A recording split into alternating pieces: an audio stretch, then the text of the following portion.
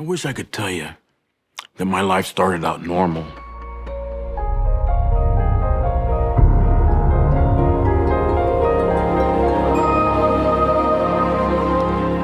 While I was growing up, I noticed that there were things wrong in my family. Dad would fight with Mom. I found out that I was not even my mother's child. I watched beatings and drinking and chaos. And I began to think that this kind of life was normal. My mom, or at least who I thought was my mom, left when I was 9. I think that's when the feelings of abandonment started. Dad was hardly ever home, and my older brother moved out. So I was pretty much left like alone. That's when I joined a local street gang, and I started fending for myself. I went through the foster home mill where I would be loaned out to different families for a certain amount of time until I finally got fed up and left. I really didn't know who I was or where I belonged in my teenage years. And so the only way I could release the pressure of abandonment was to fight. So I joined a local boxing gym. I got beat up quite a bit. After a while, my trainer Frankie said, "Boy, you need to get some wins under your belt." I said, "Frankie, what do you mean?" He said, "You just seem to be too scared to get into the ring and fight. The fight comes from within, boy." I lost fight after fight until finally I beat a boy in the ring. And then I won again and again until I started to get this cocky attitude when I got in thinking I could beat up anybody. Fighting became a huge part of my life. And when I got caught committing a crime in my youth, I wound up doing 1.5 years at the boys' camp for juvenile offenders for drugs and stealing.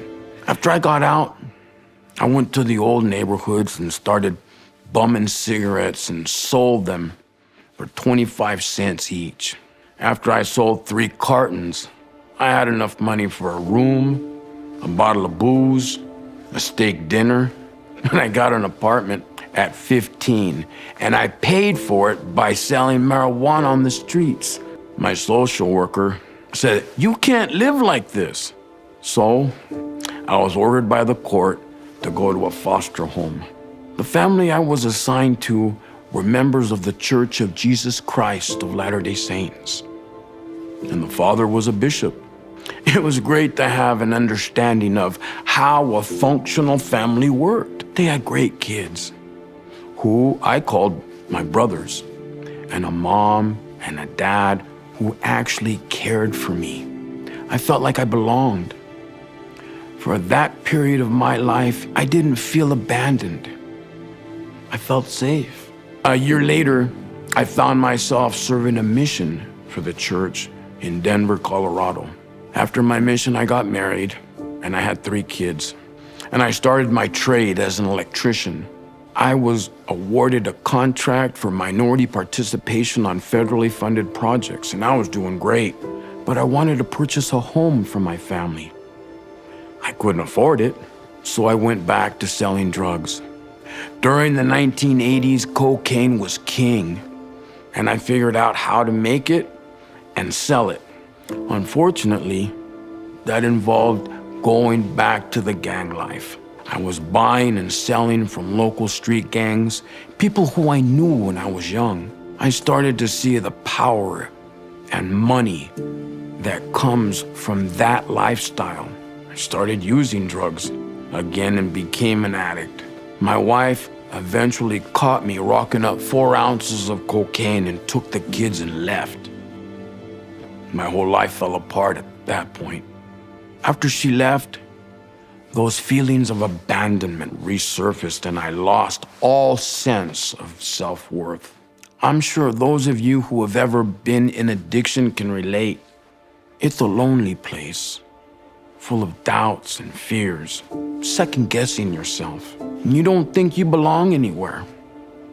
I fell into addiction in the worst way. Not only did I use, But I sold and helped peddle poison to people I didn't even know, not realizing that I was destroying their lives as well as mine. And it brought me to a dark and lonely place. I started to wonder why I was even alive and if God would even care.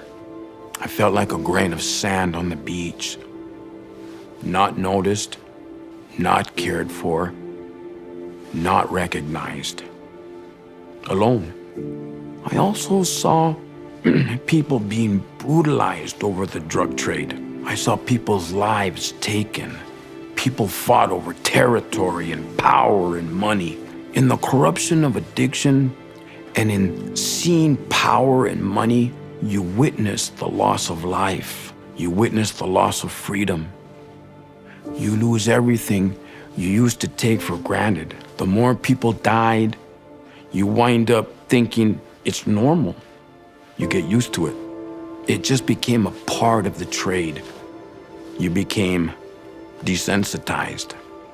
I've been arrested at least 40 times in 4 different states. Some of the correctional institutions can be very violent. Watching men beat each other half to death can take a toll on your psyche. There are 2 kinds of people in correctional institutions: predators and prey. I learned how to fight in the ring as a kid, but there I found myself fighting for my life. In 2014, I was at the county jail fighting a 15-year prison sentence. I was looking at a 2nd-degree felony, and the only witness I had on my behalf was a 19-year-old co-defendant who had just got released from jail and overdosed on heroin and died on his mother's bed before the trial. It looked as though there was nothing I could do to keep myself from going to prison for 15 years. I frequently prayed in my cell and asked the Lord for a miracle. I remember asking for the God of Israel to come and do battle for me because I knew it would take a God to rescue me. My cell turned into my sanctuary. I would pray, read scriptures, and have spiritual experiences, all the time surrounded by prisoners who didn't even believe in God. It was my only escape.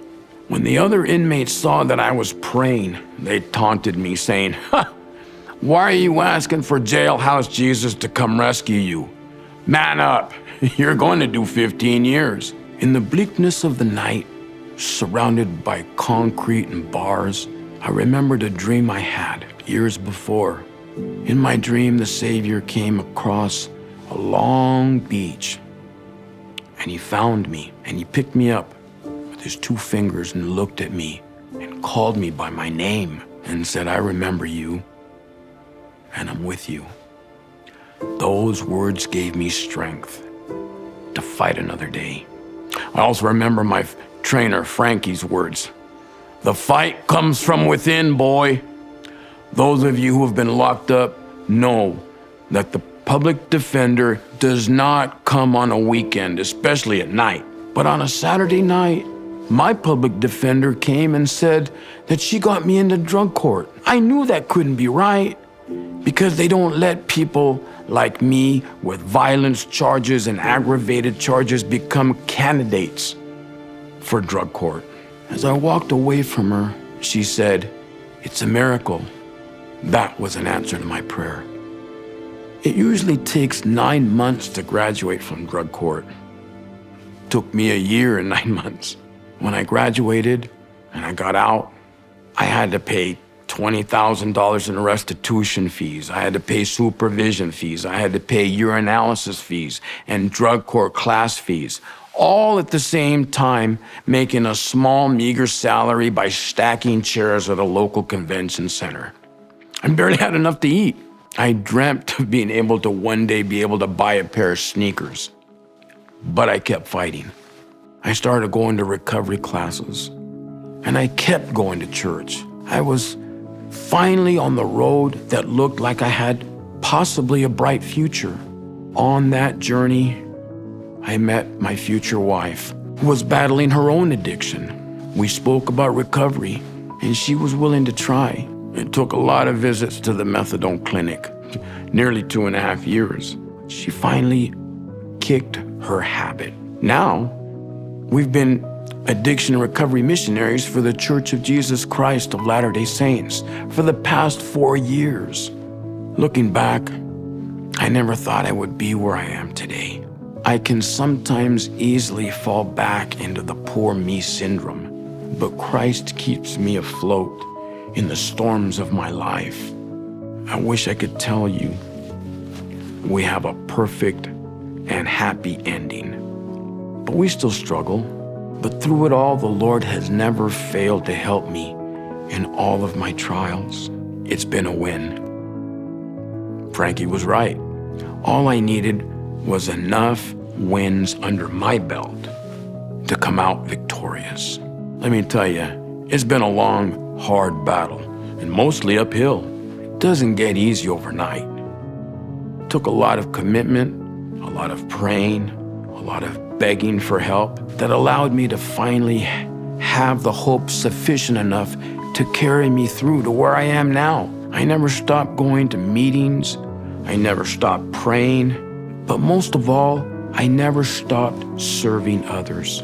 As long as I offered to help someone in need, as long as I kept encouraging those who suffer to keep up the fight, as long as I kept going to work, I continued to have the hope I needed to win. Now, after 8 years, I have quite a few wins under my belt. For those of you who are still suffering with addiction, for those of you who still are fighting an uphill battle, for those of you who are struggling with hope, rest assured, help is on the way. Jesus is in the ring with you and with me. He says, quote, "Fear not, it is I. Be not afraid."